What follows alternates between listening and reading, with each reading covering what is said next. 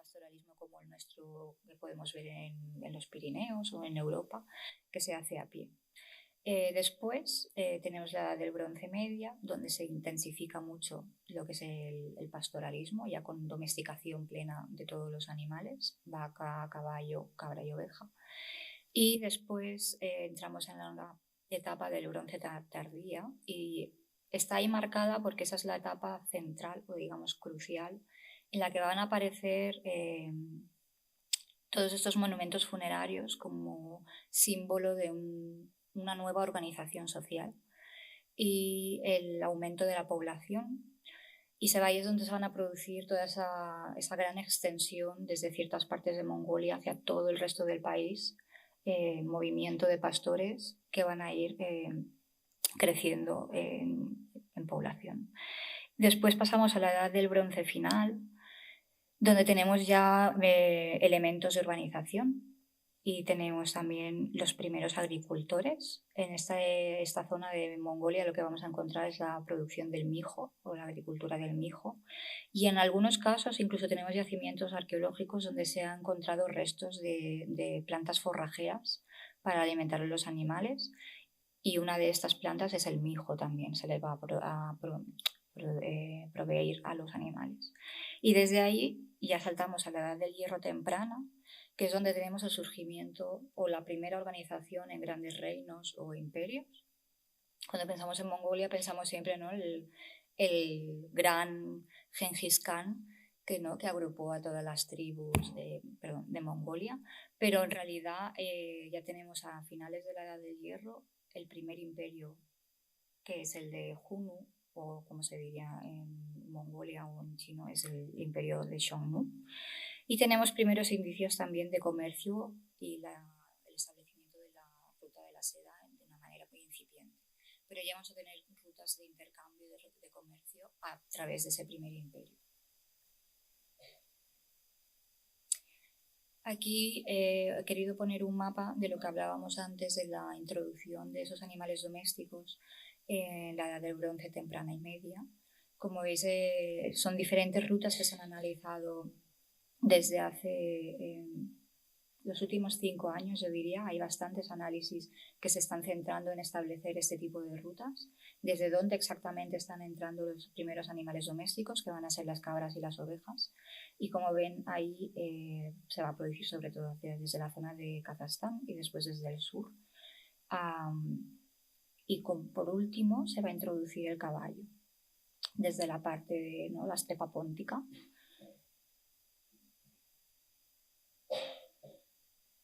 Y esto no sé si a lo mejor queda muy pequeñito, pero como decimos, Mongolia es un país muy grande, y cuando hablamos de la edad del bronce y de la cultura que yo voy a hablar hoy, que es la que estamos estudiando en el proyecto, que es la cultura de Hiriksur, en ese momento, en el resto del país, tenemos muchos otros tipos de culturas, no porque la cultura que más se conoce es la mayoritaria, sino que realmente es la que más se ha estudiado, pero no quiere decir que en otras partes o en otros lugares del país se estén dando otro tipo de culturas, con otro tipo de enterramientos y otro tipo de útiles o de simbolismo, ¿no? Tenemos en la edad del bronce como arriba, no sé si lo que aquí, nosotros estamos aquí, de lo que sería la parte de Mongolia occidental, ¿no? La parte de la del bronce y después pasamos a los primeros imperios, Xiongnu. Pero en el resto de Mongolia, por ejemplo, en la parte del este, tenemos la cultura de lo que se llaman las Slab Burials. Son otro tipo de enterramientos que no tienen nada que ver con los Hiriksur, pero se producen sobre todo en la parte oriental del país, ¿no? Y es en este momento, todo este momento de la Edad del Bronce, como digo, son donde vamos a ver esos primeros indicios de estratificación social y una gran dispersión y aumento de construcciones de este tipo de monumentos funerarios que son los Hiriksur.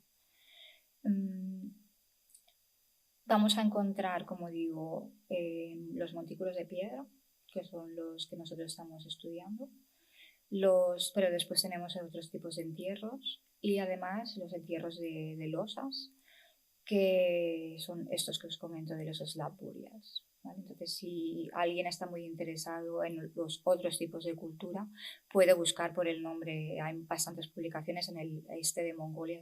Hay 2 o 3 equipos de arqueólogos que están trabajando intensamente estudiando este tipo de monumentos y se puede encontrar también mucha información. Esto es el monumento típico de la cultura de SK o de la cultura de Earstone-Hirixur. El Hirixur es el montículo central.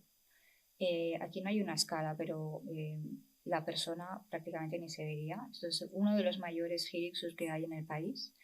Tenemos el gran montículo central y alrededor una serie de estructuras que se van a ordenar de una manera en concreto. Todos estos pequeños montículos que tenemos aquí contienen la cabeza y las pezuñas de un caballo, cada uno de ellos. Nosotros hemos excavado muchos monumentos, pero en muchos casos el monumento central, el Hirixur, no contiene un cuerpo. En muchos casos está vacía la tumba. Esta es otra imagen. Tenemos estructuras de Hirixur que tienen una circunferencia, otras que tienen una estructura rectangular, pero todos tienen estos... Aquí hay una persona, no sé si la podéis ver. Eso es alguien de nuestro equipo y esta imagen está tomada con un dron. Es muy grande. Este es otro de los grandes Hirixur que tenemos en Mongolia Central. Si veis, aquí hay un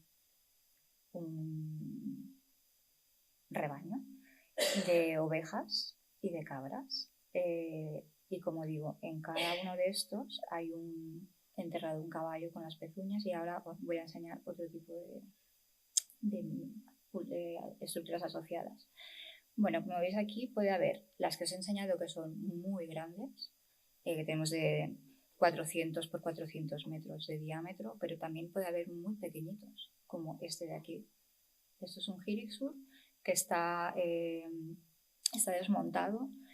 Hay muchos problemas de robos, de querer buscar el tesoro. La gente piensa que va a encontrar un tesoro debajo del montículo de piedras, que en muchos casos, como comento, está vacío, o si encuentran algo van a encontrar un esqueleto que con un ajuar, sí hay piezas de bronce, pero no es un ajuar como para ser un tesoro, como tenemos en la imaginación, ¿no?, de las personas.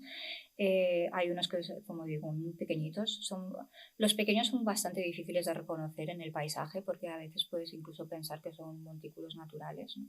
Entonces, lo que hacemos primero es un estudio previo a través de imágenes de satélite, etcétera, para determinar bien qué lugares son potenciales de estudio. Y básicamente es lo que se ve. Es un montículo de piedras que están amontonadas. No hay nada que sujete las piedras entre sí, etcétera, sino que se amontonan y se dejan así tal cual. Este montículo central está siempre rodeado de una cerca que puede ser cuadrada o circular. Y los elementos satélite, que son 2 elementos básicamente, ¿no?, que os había comentado de los montículos más pequeños, que contienen una cabeza de caballo y las pezuñas, y después los pequeños, que serían estos de aquí, que los llamamos los stone circles, porque simplemente se trata de una circunferencia de piedras. ¿Y qué es lo que hay dentro de esa circunferencia de piedras enterrado? Huesos calcinados. Son huesos calcinados a tan pequeño tamaño que muchas veces no se puede ni determinar exactamente a qué parte del cuerpo pertenece. Sí se ha determinado que son principalmente del resto de animales domésticos, oveja, cabra y en algunos casos vaca, pero son fragmentos de tamaño ni centimétrico, en algunos casos pues son milimétricos, ¿no? Y entonces tenemos como un depósito de esos pequeños huesos calcinados. Aquí la pregunta interesante que se está estudiando todavía, no tenemos una respuesta clara, es estos elementos calcinados, ¿se calcinaron in situ o se hizo un ritual funerario en otra parte y después se abocaron, ¿no?, los restos ahí en esos stone circles? Esto se está estudiando, lo estamos estudiando también a nivel micromorfológico y molecular para intentar no tener señales de esos restos de combustión a nivel molecular y parece ser, por nuestros resultados preliminares, que sería el caso de que se calcina en otro lugar y después se deposita en el círculo. Aquí he puesto dos ejemplos de cuando hemos excavado ese tipo de monumentos. La primera sería, ¿no?, este tipo de montículos de piedras donde tenemos toda la cabeza, aquí tenéis los dientes, la cabeza del caballo, las pezuñas, y luego los stone circles suelen ser más pequeñitos, suelen ser de 1 metro, con grandes piedras a los lados y de una muy poca profundidad. Aquí normalmente no se ve bien en la fotografía, pero tenemos en el fondo del depósito una capita un poco más clara, es donde estarían depositados esos huesos calcinados. Lo interesante aquí es que tampoco encontramos cenizas y prácticamente no hay carbones, entonces es solamente el hueso blanco. Aquí tenemos uno de los Hirixus que estuvimos estudiando en 2022 y, como os decía, la estructura, ¿no?, el montículo central, la estructura rectangular con 4 montículos uno en cada esquina, los stone circles y las cabezas de caballo en los montículos. Este tipo de monumentos funerarios es lo que más se ha estudiado en Mongolia. ¿Por qué?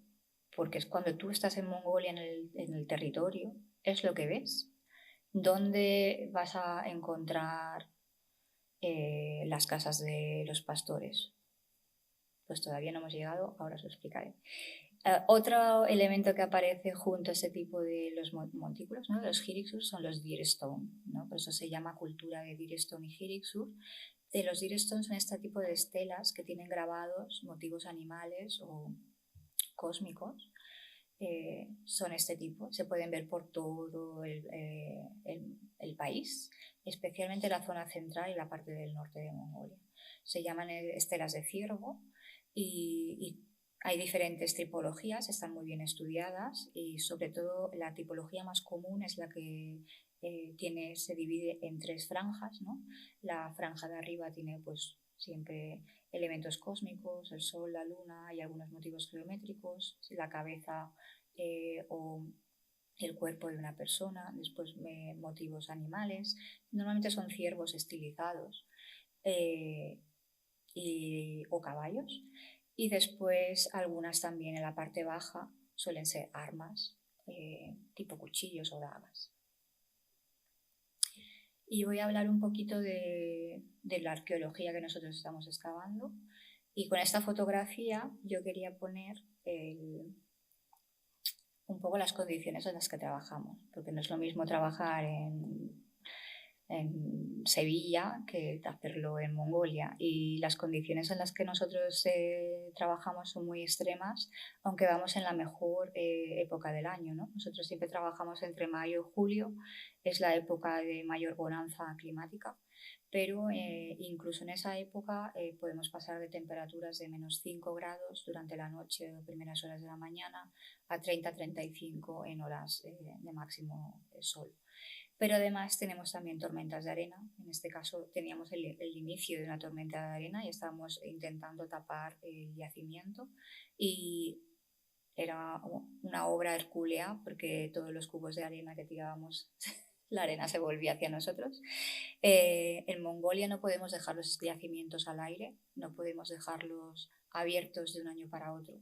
Todo lo que se excava se tiene que dejar tal cual lo encontramos, como si no hubiera pasado nadie por allí, porque es una manera de tener respeto hacia la madre tierra. Los pastores no les gusta tener agujeros, de hecho cuando nos ven haciendo agujeros en la tierra y al año siguiente hay una sequía o una calamidad, nos culpan a los arqueólogos porque habéis hecho un agujero y ahora pues la madre tierra se ha enfadado con nosotros. Entonces el gobierno mongol, cuando da los permisos, nosotros tenemos que hacer un informe previo y un informe final, y en el informe final tiene que estar la fotografía de antes de la excavación y al final de la excavación, y tiene que ser lo más similar posible, si no corres el riesgo de que no te dejen volver a excavar. Así que eso es un poquito las condiciones en las que nos encontramos. Yo personalmente llevo trabajando en Mongolia desde 2015. Empecé a trabajar en Mongolia durante mi doctorado aplicando técnicas micromorfológicas y moleculares al estudio de los establos de pastores. Sobre todo lo que me interesa, más que los monumentos funerarios, como decía, son los espacios domésticos, porque los monumentos funerarios representan pues una parte de la población, ¿no? Una élite, un personaje importante. A mí personalmente lo que me importa es saber cómo vivía la gente común, cómo se organizaba, qué comía, cómo se movía, etcétera, ¿no? Cuál era su economía, su vida en realidad. En 2015, como digo, estuve muestreando desde el norte hasta el sur de Mongolia, toda la parte oriental. Aquí falta una fecha, 2019, que se ha separado. Después empecé a colaborar con el equipo de la Universidad de Kentucky, de Estados Unidos, como geoarqueóloga en el proyecto. Y ya veis, desde 2017 hasta día de hoy hemos hecho, estas son las campañas de trabajo que pararon por la pandemia. 2020-2021 no pudimos ir, estaba el país cerrado. Y en 2018 me dieron un proyecto a través de National Geographic. Desde entonces también colaboro como National Geographic Explorer y seguimos trabajando, ¿no? Para dar visibilidad no solamente a la arqueología, pero también a este tipo de sociedades. Y aquí os he dejado una fotografía también típica, ¿no? De lo que encuentras cuando vas a Mongolia. Pues siempre tenemos los ger y los elementos funerarios que os he enseñado. Una cosa que me interesa mucho también, como comentaba, es saber sobre las actividades domésticas de esas poblaciones. Un referente actual es precisamente la población que encontramos de pastores que viven allí hoy en día. Su modo de vida no ha cambiado prácticamente en 5.000, 6.000 años, ¿no? Entonces, lo que hacemos nosotros es, cuando estamos allí de campaña arqueológica, a la vez hacemos trabajo etnoarqueológico, que quiere decir hacer entrevistas y además recoger muestras de todas sus actividades. Si ellos, por ejemplo, aquí como es en la fotografía, están fabricando un queso, lo que yo hago es recoger muestras del sedimento de debajo de esa actividad para ver si encontramos restos moleculares de esa leche o de ese queso. Y lo mismo aquí, si están ordeñando, pues a veces la leche cae en el suelo, ¿no? Una vez estaba una chica ordeñando, se le cayó todo el cubo de leche y para mí fue magnífico, claro. Para la pobre no tanto, ¿no? Pero yo entonces corrí con mi cuchara y entonces recogí esa muestra, porque si nosotros podemos tener la señal, ¿no? De cómo se vería esa señal de producto lácteo en el sedimento, y lo podemos comparar con nuestras muestras arqueológicas. Como digo, nuestro proyecto se centra sobre todo en caracterizar a nivel microscopio y molecular todo este tipo de actividades, y eso lo hacemos a través del suelo y los excrementos de los animales. Pensemos que los excrementos de los animales es un reflejo directo de la dieta y del movimiento, porque si ellos se van moviendo, van comiendo la flora de diferentes ecosistemas y la podemos rastrear a nivel molecular. Estos son los típicos campamentos de invierno que vemos por el paisaje. Muchas veces la gente, cuando los ve, piensa que son cabañas abandonadas, no sabe muy bien qué estructuras son. Son campamentos de invierno, y lo que estáis viendo en marrón, incluso estas hilas aquí, estas filas, todo esto, es excremento animal. No es tierra, es excremento puro, ¿no? Imaginaros 400, 500, hasta 1.000 animales en el mismo lugar durante 4 o 5 meses sin moverse. Pues todo ese excremento que cae ahí se queda en el sedimento, ¿no? En la superficie, y eso es lo que nosotros estamos buscando en la arqueología. Por lo que os comentaba, ¿cómo encontramos dónde vivía la gente? Si son nómadas, no construían, pues a través de dónde estaban sus animales.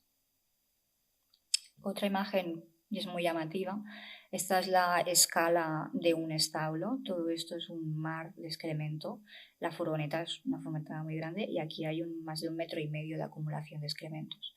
Es evidente que a nivel moderno, pues la cantidad de señal molecular que vamos a recuperar es muchísima, es muy alta, pero esto quiere decir que si los pastores están utilizando estos campamentos de invierno actualmente durante 3-4 generaciones, quien dice miles de años, puede ser que todavía podamos encontrar los excrementos, y de hecho lo estamos encontrando.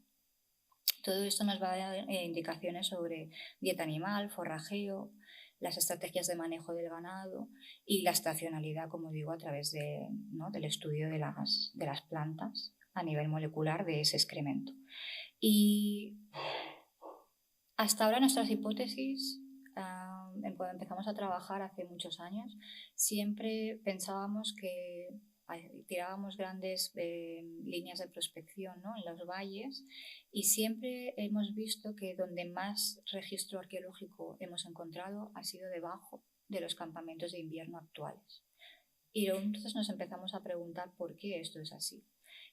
Y evidentemente tiene una lógica, que es la supervivencia.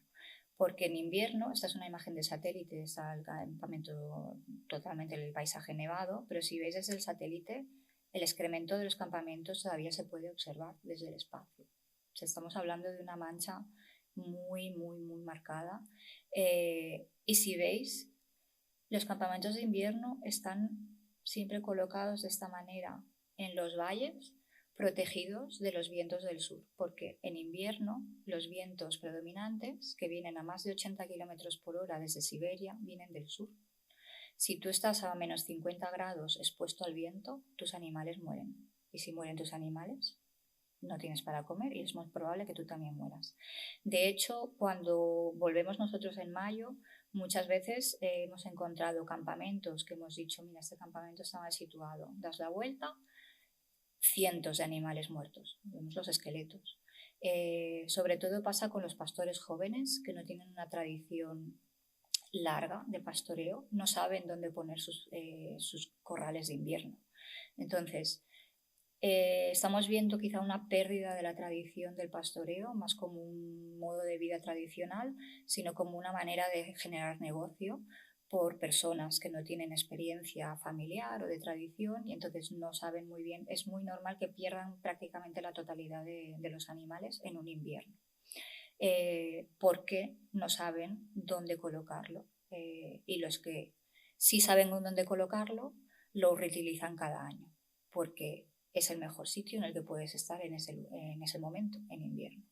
Y entonces, gracias a estas evidencias, hemos montado una asociación, digamos, de proyectos, ¿no? Estamos trabajando con la Universidad de Kentucky, aparte de mis propios proyectos, como geoarqueóloga de ese equipo y como directora de mis propios proyectos. Somos muchísimos, somos un equipo de unas 30 personas en campo y que estamos interesados en lo mismo. Queremos saber dónde vivía la gente, cómo se movía y cómo era esa sociedad.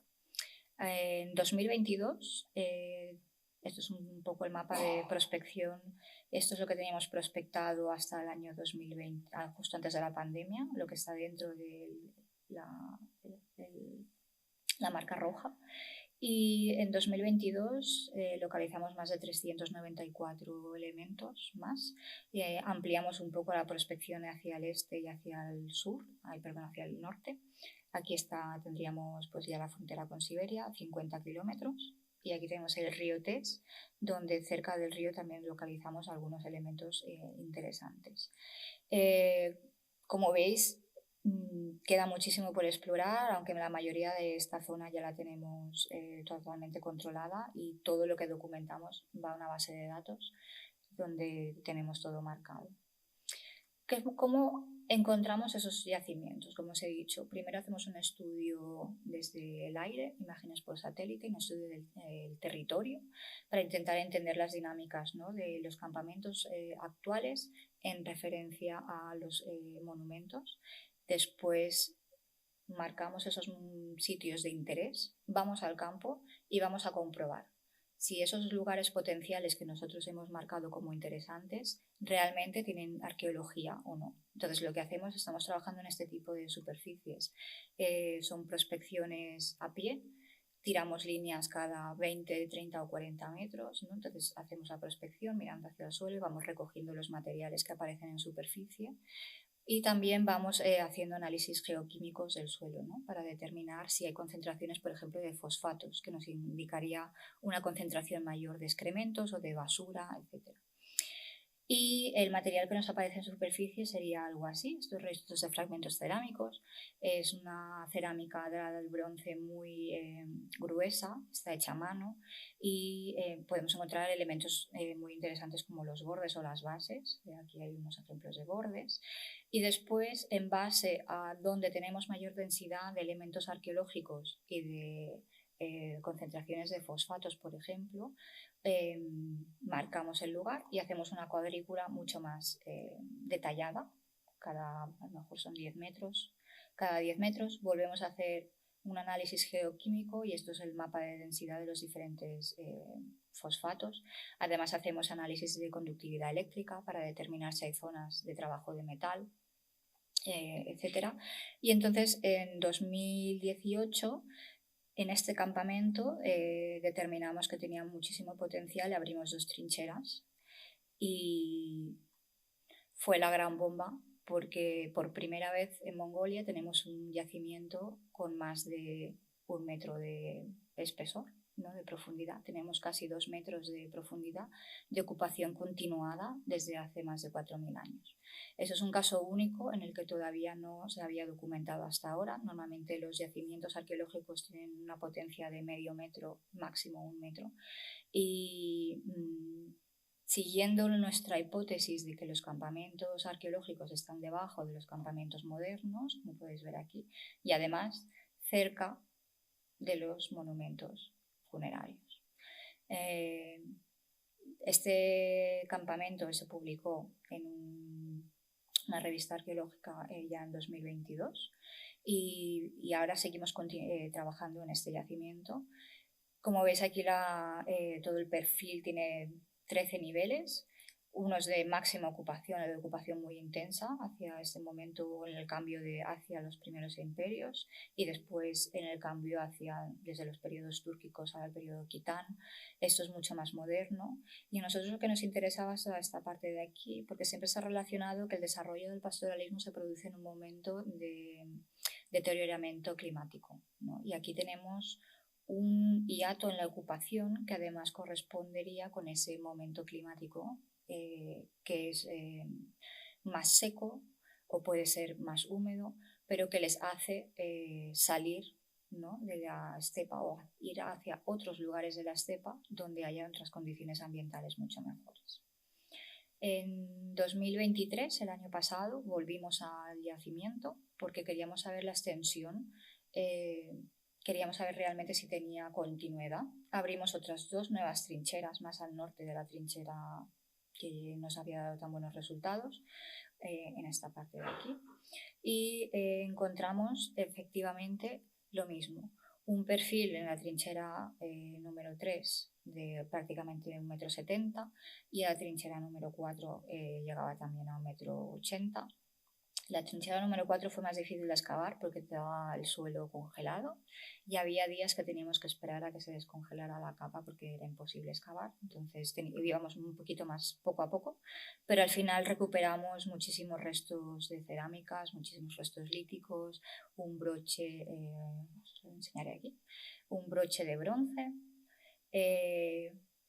Eso es muy interesante. No sé si conocéis los juegos de tabas. En los pueblos de la estepa tienen un juego de tabas que se hace con los astrágalos de las ovejas y depende de cómo caiga, pues representa un animal y ganas puntos, ¿no? Y aquí encontramos justamente lo que parece un set entero.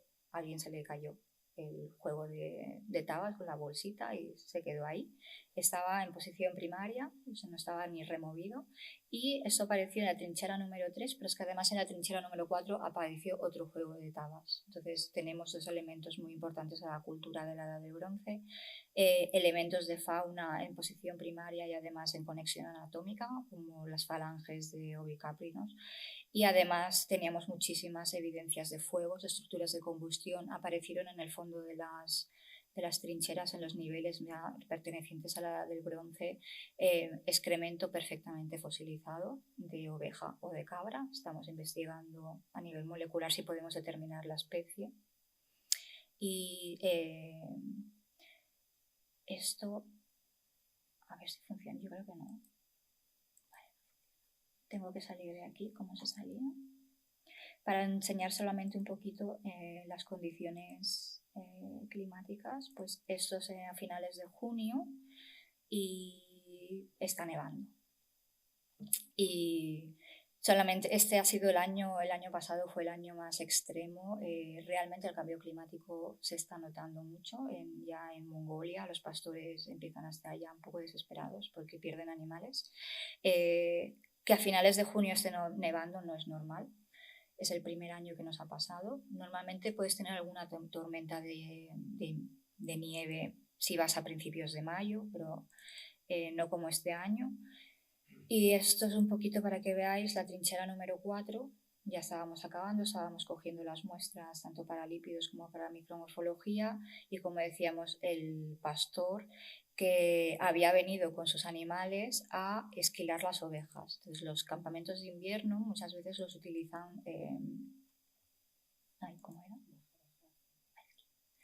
Los utilizan para el momento de esquilar. Los agrupan, los meten dentro del establo y los van esquilando. Entonces, mientras ellos estaban trabajando, nosotros estábamos trabajando a la vez. Y esto fue, como siempre, el último día salieron unas estructuras maravillosas dentro de las trincheras y coincidió con una tormenta de arena. Y teníamos que sacar los bloques de yeso y tapar el yacimiento en el día siguiente. Y lo hicimos, pero para que enseñaros un poquito la dificultad de trabajar de esta manera. Es muy gratificante. Y ahora mismo tenemos las muestras que recogimos en 2023 paradas en las aduanas de Las Palmas de Gran Canaria. Así que, como podéis ver, trabajamos en mayo, junio y julio del año pasado y las muestras nos están llegando ahora. Todo este recorrido a través de medio mundo, y mientras nos llegan las muestras hemos ido trabajando en las muestras que teníamos de campañas anteriores. Estos son el tipo de cerámicas que nos salieron en el yacimiento, en el Cecataca 513 en el año 2018. Ya está toda la tipología analizada. Tenemos varios periodos culturales sucesivos, con lo cual es la primera vez que realmente tenemos un depósito de ocupación continua.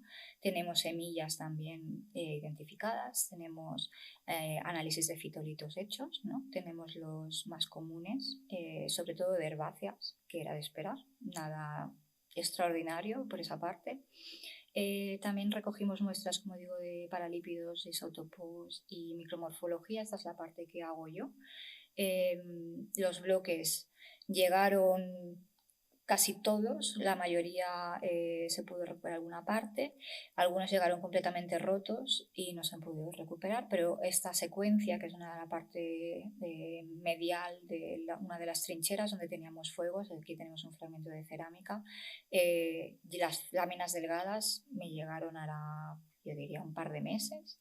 Las tengo que mirar todavía, pero por fin tenemos ya las láminas delgadas para hacer el estudio micromorfológico de los sedimentos y ver cómo se organizan, ¿no? Si tenemos cambios también ambientales en las diferentes ocupaciones o no.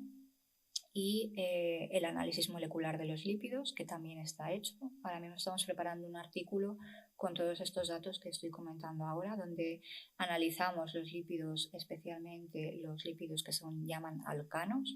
Los alcanos son unas moléculas muy sencillas, muy simples, formadas solamente por carbono e hidrógeno, que son las moléculas, si pensáis en la hoja de una planta, la parte cerosa de la planta tiene estas moléculas, son las que protegen a la planta de perder su humedad, ¿no? Son las que regulan la evapotranspiración de la planta. A través del análisis de esta molécula podemos saber qué tipo de vegetación tenemos en el yacimiento o alrededor de él, si son plantas más herbáceas, plantas más leñosas, o de árboles o de arbustivas.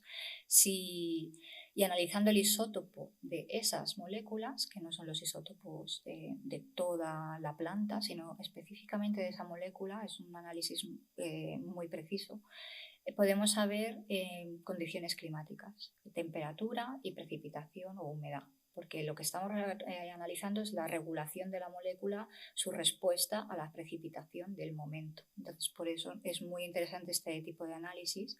Hemos visto que durante toda la secuencia la mayoría de de plantas que tenemos son de plantas de herbáceas de ambiente templado, pero en 2 momentos, y justamente como comentaban, los 2 momentos de mayor intensidad de ocupación, tenemos mayor aporte de plantas leñosas, un cambio ambiental hacia un entorno arbustivo o más húmedo. En el análisis de los isótopos, no voy a entrar al detalle, pero básicamente lo que tenemos son plantas que se comportan de manera de ambientes templados, y lo más interesante es que durante toda la secuencia tenemos valores de deuterio, que es el isótopo del deuterio, es el isótopo del hidrógeno, que nos está hablando directamente de la precipitación. Son señales muy parecidas a los isótopos de deuterio actuales que encontramos en la actualidad en momentos de invierno. Eso quiere decir que esta secuencia o este yacimiento se ha ocupado durante más de 4.000 años durante los inviernos. Esto es la primera vez que hemos podido decir lo que pensábamos, ¿no? Que son espacios recurrentes de habitación, especialmente en invierno. En verano estamos intentando investigar cómo los podemos localizar, pero es complicado. Pero con los espacios de invierno lo estamos consiguiendo, y a través de estos análisis moleculares ya lo estamos viendo. También hemos hecho análisis de residuo en cerámicas. Ahora tenemos analizado otro nuevo set, estas son las primeras que se analizaron, tenemos 9 fragmentos cerámicos analizados más. Tenemos residuo, que es una muy buena noticia porque a veces no encontramos los ácidos grasos que nos pueden indicar si son grasas animales o aceites vegetales. En este caso estamos pensando en productos como el mijo o incluso productos lácteos. Tenemos todavía que analizar los isótopos, que es lo que nos va a dar determinar esa información final. Y bueno, ya para acabar, en mayo vamos a volver a la misma zona, pero no nos vamos a quedar en la zona de Sujangay, sino que vamos a ir más al norte, a la zona del norte del río Tes. Vamos a excavar monumentos funerarios porque queremos hacer otro tipo de análisis moleculares en los caballos que estamos encontrando, como es el análisis de proteínas en el que estoy trabajando yo ahora mismo en mi proyecto, que es una proteína que encontramos en el esmalte dental de los mamíferos, que tiene información cromosómica. Entonces queremos saber si esos caballos que están ahí enterrados son mayoritariamente machos o son hembras o es una composición heterogénea.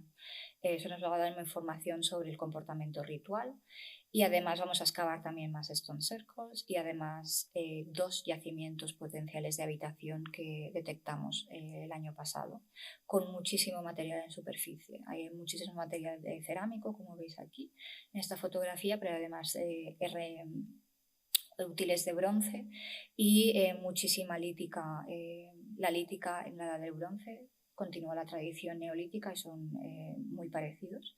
Y también algunos otros tipos de elementos como combustión, ¿no? Estructuras de combustión, etc. Entonces ese es el plan que tenemos para este verano, así que espero que salga todo bien y estaremos un mes, y hasta aquí más o menos la charla. Espero que haya gustado y muchas gracias. Muchísimas gracias, Natalia, y enhorabuena por esta labor que hacéis, que es heroica realmente, porque estas condiciones para trabajar son durísimas.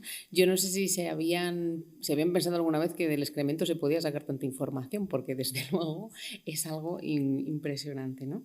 Dejamos un turno para las preguntas por si tienen alguna. Yo me voy a permitir hacer la primera, ya que estoy aquí arriba, porque me ha resultado muy curioso que en estos Kirixu has hablado de que en el centro, ¿no?, de ese túmulo, de ese gran túmulo, está vacío, y en el resto de túmulos de alrededor pequeños están los restos de caballos, ¿no?, y luego esas incineraciones. ¿Se han localizado restos humanos? Hay restos humanos, en algunos casos hay el esqueleto. Eso normalmente es solo un individuo y suele ser un hombre, con lo que hemos analizado hasta ahora, que después a lo mejor se hace un reanálisis y tenemos sorpresas. Pero los que están vacíos se hipotetiza que es para señalar el control sobre el territorio, ¿no? Los Kirixus siempre están puestos en lugares desde donde se puede vislumbrar a gran distancia. Tú pasas por el valle y lo ves. Entonces se está hipotetizando que quizá los que estén vacíos no es tanto como para simbolizar el entierro de una persona importante, sino de una comunidad o de una tribu que está dominando el territorio.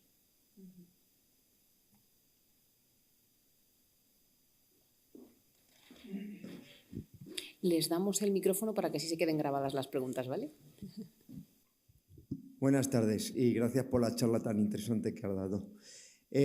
A mí me planteó una duda. Si en estos cúmulos de rocas la mayoría están vacíos y los que no están vacíos como máximo hay un solo ser, ¿qué pasa? ¿Que el resto de la población cuando se morían las incineraban o cómo se deshacían de ello? Porque si no aparecen en los enterramientos, esa es una pregunta. Voy a hacer 3 y la voy a hacer seguida, muy fáciles. La segunda es, ¿se sabe por los excrementos o por el estudio de algún resto más qué tipo de dieta se tenía en esa época y se ha variado mucho con la época de ahora? Y la tercera y última, en caso de que la dieta no haya variado mucho, ¿se ha visto, porque me imagino que se habrá estudiado los huesos y se sabrá más o menos la edad del difunto en ese momento? ¿Ha variado mucho la edad media de la muerte de las poblaciones estas? Muchas gracias. Gracias por las preguntas. Voy a empezar por las del final. Sí se han hecho estudios de dieta, se está analizando sobre todo el cálculo dental de los restos humanos y se ha visto que tienen consumo de carne, sobre todo, y de productos lácteos. Se han encontrado muchísimos restos de productos lácteos. ¿Esto qué quiere decir? Que no ha variado mucho en estos 4.000 años, ¿no? La dieta principal hoy en día sigue siendo la carne de cabra y oveja y producto lácteo. Nosotros cuando vamos allí es lo que comemos, no hay vegetales y lo poco que hay lo compramos en la capital y lo llevamos para allá. Nosotros comemos arroz y pasta, pero porque lo compramos en la ciudad. La edad de muerte o la mortalidad sí que ha cambiado, pero yo creo que se relaciona más con un proceso, ¿no?, de mejoras socioeconómicas, mejoras en el cuidado de la salud, la medicina, el cuidado, ¿no?, el avance en lo que es el estudio de las enfermedades, etcétera, más que en la dieta. Curiosamente, Mongolia, la población de Mongolia es intolerante a la lactosa. Es intolerante a la lactosa. Entonces, es un caso muy curioso porque siempre hemos dicho, ¿no?, que en el Neolítico en Europa empezamos a tomar los lácteos y nosotros empezamos a desarrollar esa tolerancia, ¿no?, la enzima que nos permite transformar la lactosa. Pero en cambio en Mongolia ese proceso no se ha dado todavía. Entonces, y ellos no tienen ningún problema digestivo ni de salud y ellos beben, comen, respiran productos lácteos, ¿vale? Entonces, es un caso en el que se está estudiando por qué precisamente en un lugar desde hace 7.000 años se están consumiendo productos lácteos y hoy en día la mayor parte de la población sigue siendo intolerante. Es una cosa muy interesante. Yo como arqueóloga no soy doctora, no sé de medicina, pero se está investigando, es muy, muy interesante. Y la primera pregunta es si están vacías, ¿dónde se enterraba el resto de la población? En Mongolia la población tienen lo que se llama el entierro al cielo. No hay enterramiento, sino que cuando los seres humanos mueren se depositan en algún lugar en abierto y son los animales los que se encargan de deshacer el cuerpo. Creemos que esta tradición viene de muy antiguo porque no se han encontrado inhumaciones conjuntas o de grandes conjuntos de población. Siempre son tumbas individuales. Luego, a partir de la Edad de Hierro, tenemos otro tipo de tumbas que son rectangulares, donde podemos encontrar a lo mejor 2 cuerpos. Pero no hay grandes necrópolis ni inhumaciones. Entonces creemos que sigue siendo una tradición de ese estilo, ¿no?, de depositar el cuerpo al aire libre. Muchas gracias. Nada.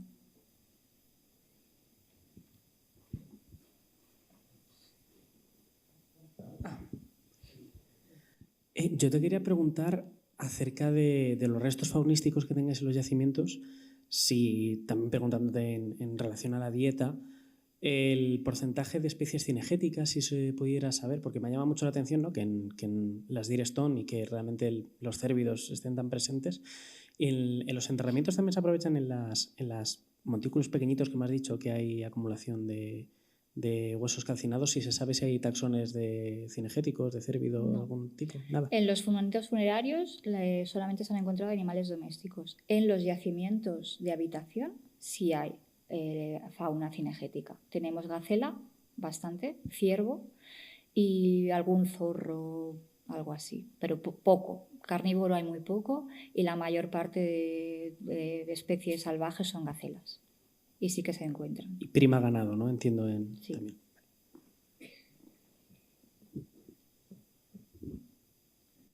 Hola, yo también agradecerte la charla, es muy interesante.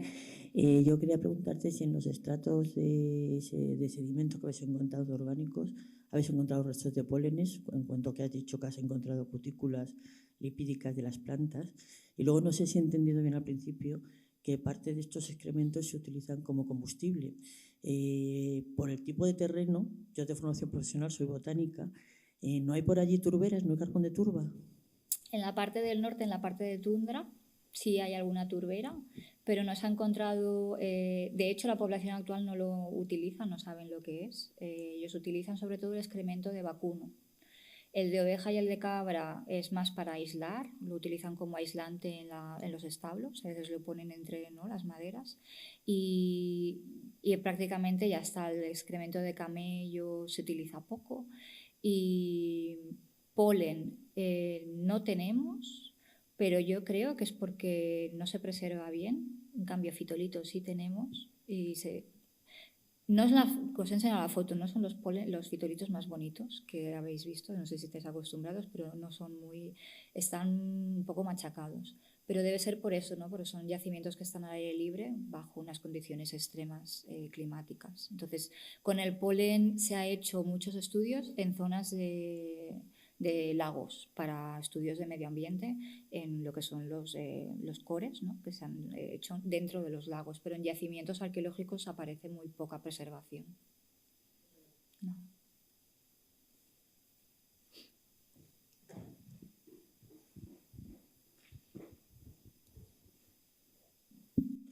Lo primero de todo, darle las gracias por esta magnífica conferencia. Y es de nuevo sobre las tumbas, lo que quiero preguntar, pero es sobre los ocupantes. ¿Eran quizás alguien importante? Porque tengo entendido que muchas culturas, en toda Asia como en otros sitios, las cosas suelen ser para gente relativamente importante o muy importante. Sí, lo que nosotros pensamos es que ese Hirixur que contiene un individuo, ese individuo tiene que tener un gran poder o ser una persona, más que tener poder, una persona, un gran representante o que tiene un gran respeto por parte de su sociedad o de su tribu, ¿no? Porque solamente, lo que comentaba, solo aparece un individuo y normalmente es un hombre. No sabemos todavía bien cómo funciona este tipo de sociedades. Como he dicho, para construir este tipo de monumentos, que muchas veces son toneladas de piedras, necesitas mucha gente. O sea, 10 personas no pueden hacer esto. Nosotros cuando excavamos y alguna vez nos hemos tenido que ayudar de alguna retroexcavadora. Es que si no, no podíamos acabar de tapar el Hirixur. Es impresionante, sobre todo los más grandes, la cantidad de masa poblacional que se debería necesitar para hacer ese tipo de monumento. Que solamente se encuentre un individuo, yo creo que es representativo de que tiene cierto carácter de importancia. Sí. Muchas gracias. De nada.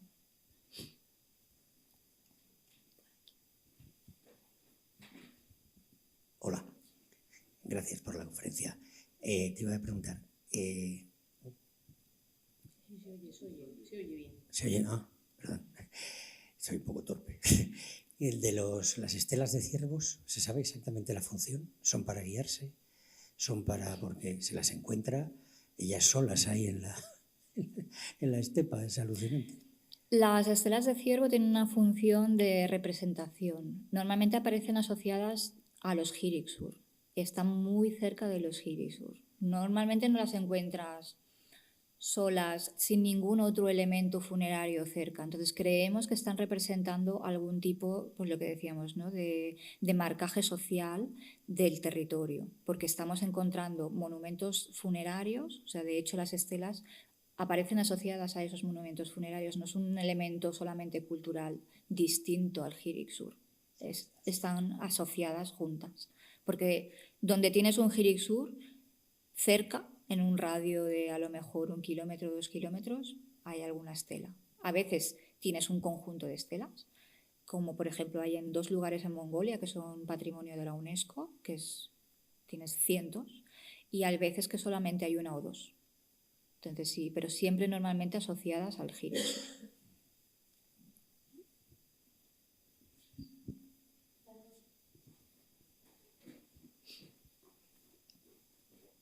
Sí, gracias por la charla.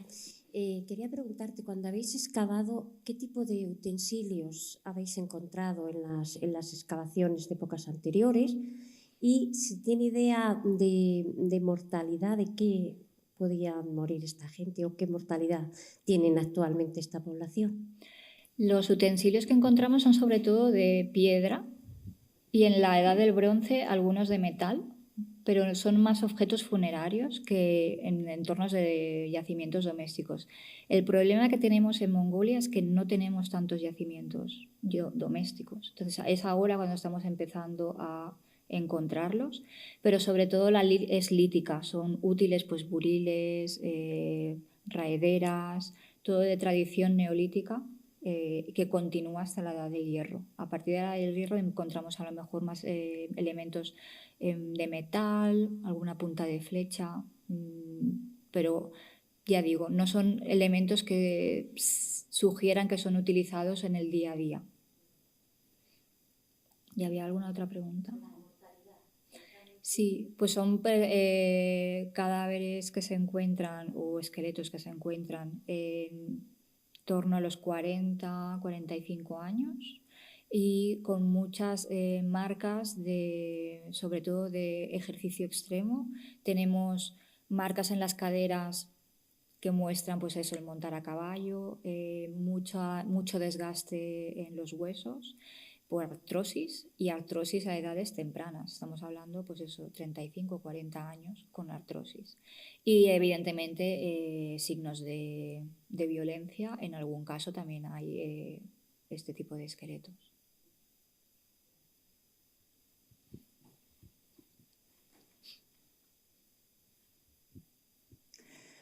Hola, muchas gracias por tu tiempo y por compartir. Bueno, mis preguntas son un poco a nivel usuario, por eso me he esperado un poco al final. La primera de ellas es en relación a lo que has mencionado antes de la postura de la administración pública por parte de Mongolia, esas demandas de que lo dejéis todo, como lo habéis encontrado. Me interesaba conocer un poco el posicionamiento que tienen desde la administración pública de Mongolia hacia iniciativas de investigación arqueológicas en su territorio. Claro, nos has comentado vuestros proyectos en los que tú has participado. Mi pregunta venía en relación a si de Mongolia tienen inquietud por trazar su propia historia, atesorarla y narrarla, si hay otras iniciativas por parte de arqueólogos de Mongolia y en relación proporcional a iniciativas de científicas y científicos de otros países, si es mayor la proporción de científicas como vosotras, ¿no?, que venís de otros países o hay un mayor número de iniciativas de investigación de Mongolia y si esto al final pues tiene un interés desde la administración pública por atesorarlo y por narrarlo. Y luego también una pregunta, bueno, no hay preguntas estúpidas, ¿no? A día de hoy tengo entendido que utilizan algunos vegetales también para complementar dieta, en asados, en diferentes tipos de recetas. ¿Todos estos vegetales provienen de comercio con la capital u otros, o hay cierta, aunque sea ínfima, tradición de cultivo, aunque sean sociedades eminentemente ganaderas? Esas son mis preguntas. Muchas gracias. Pues empiezo por la última. Nosotros siempre una de las preguntas que hacemos a las familias cuando vamos a entrevistarles es si cultivan algo. Hasta ahora, en 10 años, no hemos encontrado ni una familia que nos haya dicho que cultivan nada. Pero sí que hacen pan. sí que cocinan arroz y sí que hacen a veces pasta, ¿no? Y tienen el suivan, que es un plato de pasta o de fideos que se hace tradicionalmente, ¿no? Ellos hacen la masa y después la cortan. Y todo esto viene de China, principalmente. Entonces sí que se consigue vegetales o cereales, más bien, para complementar la dieta. Está bastante extendido, no es difícil de encontrar. Pero ellos como cultivar como ellos, no. Sí que se están haciendo algo que es un poco preocupante desde el punto de vista de ecosistemas, es alrededor de Ulaanbaatar, ahora mismo, cuando uno empieza a salir de la capital, hay grandes explotaciones agrarias por parte de compañías chinas que están intentando intensificar ese tipo de cultivo, ¿no? El del cereal, del trigo sobre todo, y del mijo. Y es preocupante, digo, porque se está desertificando.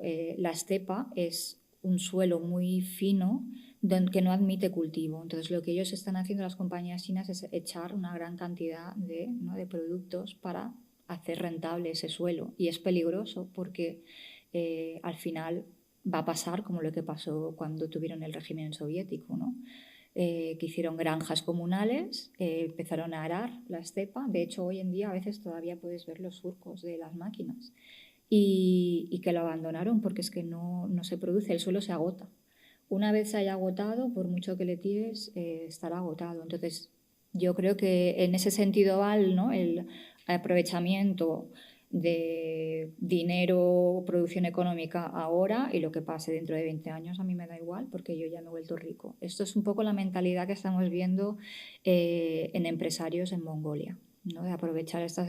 Lo mismo pasa con la minería y hay muchos problemas en el sur especialmente y al noreste por este tipo de ataque al suelo, los pastores se quedan sin comida para sus ganados, etc. Y después la otra pregunta es si el gobierno tiene políticas muy fuertes de protección de su patrimonio cultural.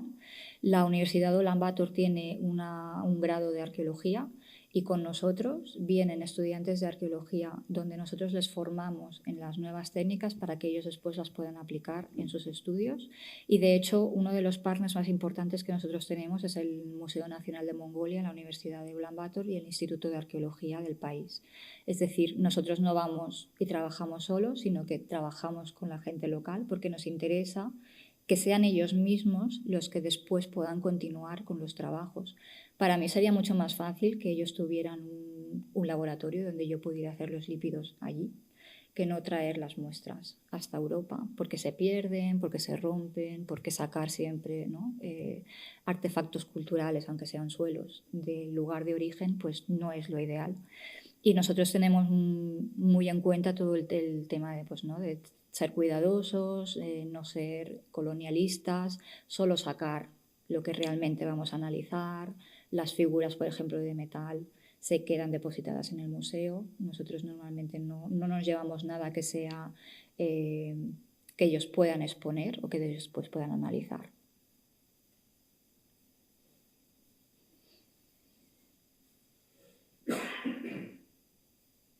Bueno, pues si no hay más preguntas, solo me queda agradecer la asistencia de todos y todas hoy y también a ti, Natalia, muchas gracias por tu conferencia. Que vaya muy bien la excavación. Muchas gracias. Y te esperamos a la vuelta para que nos puedas contar dentro de un tiempo los resultados y los avances. A ver si hacemos otro muñeco de nieve, ¿no? Gracias. Nada.